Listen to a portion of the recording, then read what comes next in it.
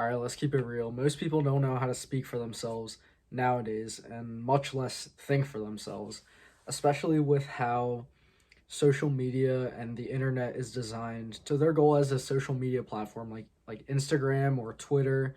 These kinds of platforms are designed to keep you on their platform, to spend more time scrolling and consuming content on their platforms. And this is because they're free. You're not paying for the use of Twitter, you're not paying to use Instagram to post pictures or to view other people's pictures.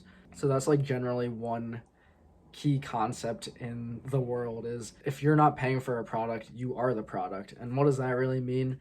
That's in the sense that, like I described earlier, you and I don't have to pay to use YouTube. We don't have to pay to post on Instagram. We don't have to pay to use Snapchat. And then that's why, since we're not paying for anything, you're wondering, oh, how do these social media platforms make a profit or generate any sort of money? And that's through selling your eyes or my eyes to advertisements. So because these social media platforms have such big audiences, advertisement companies like Nike or something, they will pay Instagram to promote their products, get it in front of your eyes so that you have the potential to buy, and then that's how they convert sales and whatnot. So that's just like a broad general view of how these social media platforms work, basically outlining that their main goal is to keep you on their platform to continue consuming content.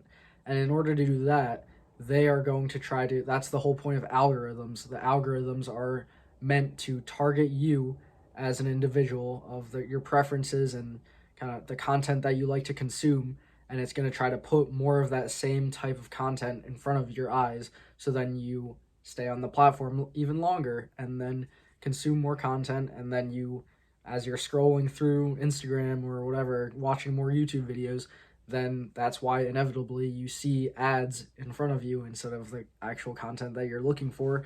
You see ads, which are how these platforms get paid. So past all that discussion of how the algorithms work and what their goal is, this ultimately leads to a generation of no free thinkers. And honestly, I can put myself in this category as well because I have been a big proponent of social media. Like, honestly, social media has been low-key like an addiction of mine, and just consuming this content, being trapped in like this matrix or the simulation of social media, I recognize where some of the issues come. And then obviously, now that I'm talking about it, it kind of shows that I can have some sort of an outside perspective on the issue. So relating this all back to the title, social media's goal is not necessarily to give you a whole unified view of some perspective.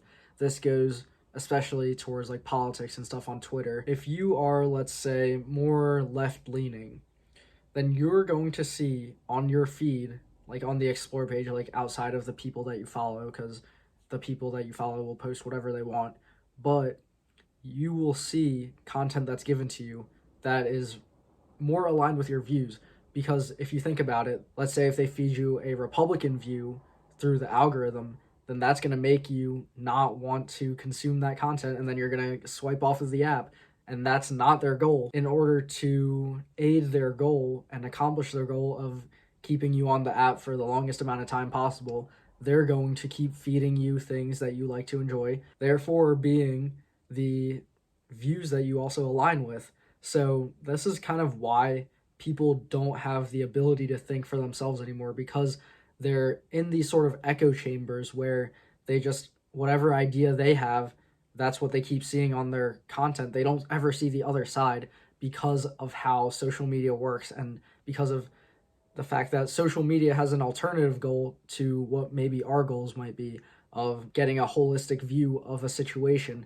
We're not going to necessarily get that unless we're going out of our way to kind of achieve that, because of the fact, again, like I keep mentioning, that the algorithm will put things in front of you that you enjoy and that will keep you on the app the longest. And then this also transcends into real life as well, where when people get into arguments or debates, especially when these people have opposing or differing views than yourself, then you're kind of just regurgitating things that you hear on the internet rather than having your own solid opinion on things, because of the fact that your brain is only seeing these certain things on the internet. So then that's what you perceive to be the truth. But then in reality, there is another side to the issue that you just haven't heard about. So then you don't really know how to take that criticism. And then when you're in real life, it's hard to shift your perspective and even want to be considering to change your view, because all you've been hearing is the things that's been fed to you through social media. And this is pretty detrimental to how we form our worldview, I believe. In the past, like, you would form your worldview based off of things that you've experienced.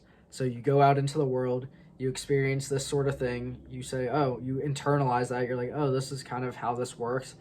Maybe this is my stance on that issue because of the fact that I've experienced it myself. And then you go back into the world and then you keep testing these things. And if it works, then you keep it. If it doesn't work, then you kind of change it, change your view. And then that's how traditionally worldviews were probably formed previous to this whole social media thing.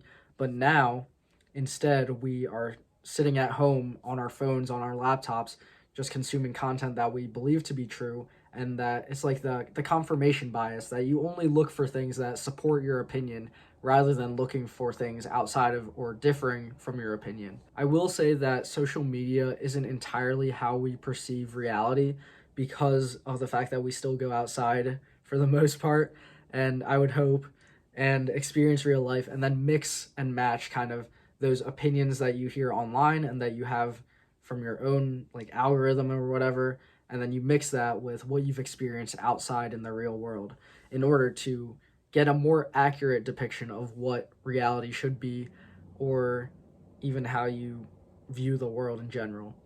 So that's all I got for today. Thanks for watching. I'll see you next time.